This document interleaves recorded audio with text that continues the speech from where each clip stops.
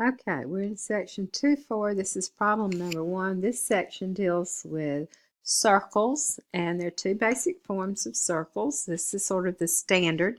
Sometimes is also referred to as the center radius form.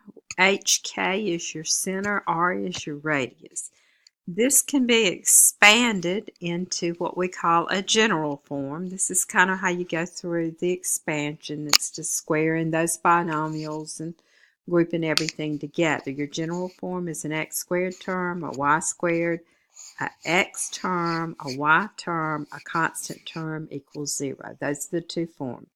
If it's in this form, you kind of have to go backwards into this form. This is probably the most useful in that you can read the center and the radius directly from it. Okay, looking at actual problem here, write this in standard form and then in general form. So your basic, your center is -3, -4, your radius is 5. This is your standard form. Replace your h and k.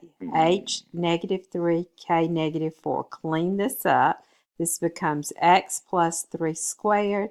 This becomes y plus 4 squared equals 25. This is the standard form right here. This is like your first answer.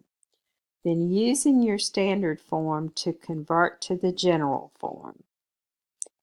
We'll start out squaring this binomial. You square the first term, you multiply them together. That's 3x, double it is 6x. That's like FOILing, but putting the outer and inner together.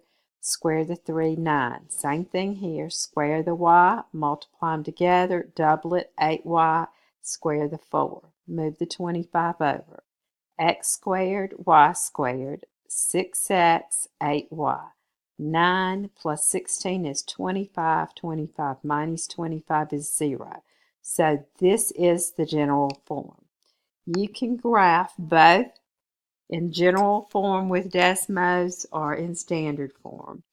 And you should be able to tell that these two are basically, or they are exactly the same graph.